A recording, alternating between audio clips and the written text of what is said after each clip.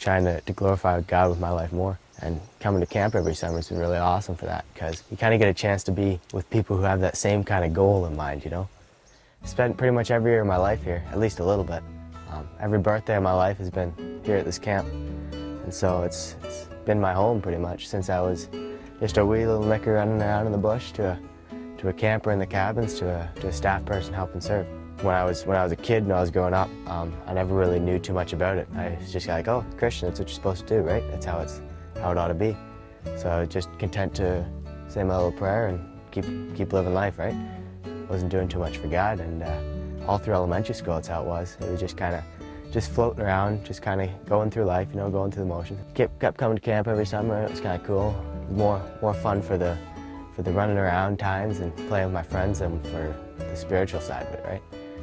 But as I've gotten older, I've through this camp and through some of the speakers and through this cool thing they do called yo-yo time, I've gotten to know God more and to know that it's more than just going through the motions. It's more than just living life and saying you're a Christian, right? So yeah, it's when I don't know. It's cool when you come here. It's kind of like a retreat from the stuff in the world, right? When you're here, you don't feel like you're constantly drawn to that whatever vice you're into, right? You feel like it's just you and God and all the cool people around here. It's awesome. So anyhow, when I was first going to high school, grade 9, it was another kind of one of those floaty years for me. Came to camp, learned a little bit more on the spiritual side of things, and then went off to school, did my thing, not really doing too much, just kind of going through school, going through life. And then, yeah, I don't know, I'd say that summer probably. I just like came to sports camp. Just camper and was like, you know what, I'm gonna crack open my Bible. I've got one of these. I never read it. Might as well start, right? And so, yeah, that's what I did. In the mornings, I'd come out before everybody was awake and start reading my Bible, and that was as much as I didn't think that was gonna be like anything special, you know. I thought it was just gonna be reading my Bible, and that's what you're supposed to do, right? But it's cool. It wasn't so much like I was going out there and trying to find God and to find something that would fulfill me more than I was at the moment. But that's kind of what happened. I was out reading my Bible and was like realizing that I gotta do more than just going around saying I'm a Christian and living like whatever I want to, right? I gotta start trying to purposefully show Him through things that I do when I'm at home, when I'm at school, and all that sort of stuff, right? Trying to glorify Him through what I do just in everyday life.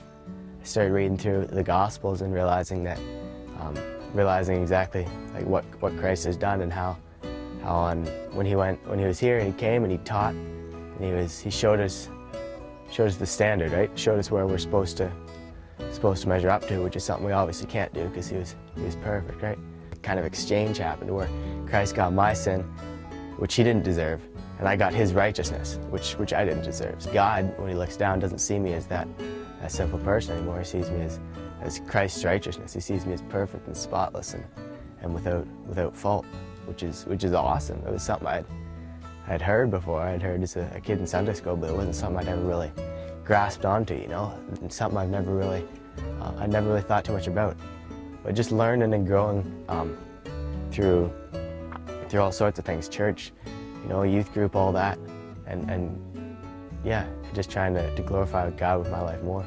And coming to camp every summer has been really awesome for that, because you kind of get a chance to be with people who have that same kind of goal in mind, you know. Ephesians 2, the entire first little bit of it where it goes on, and it's like, talks about how we were all dead in our trespasses and our transgressions, and not only were we dead in our sins, we were lost. It paints this horrible picture of how we were before Christ came, and then it's like, but because of His great love for us.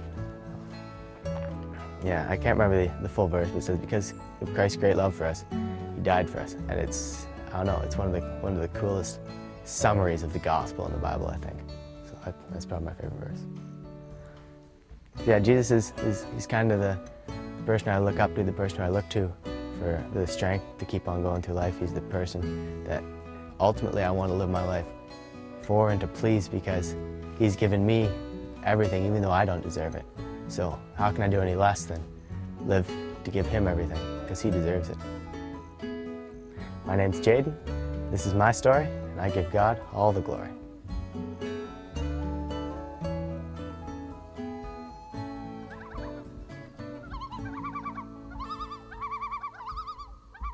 He's my mediator before God. He's the one who paid the price for my sins. He's the author and perfecter of our faith.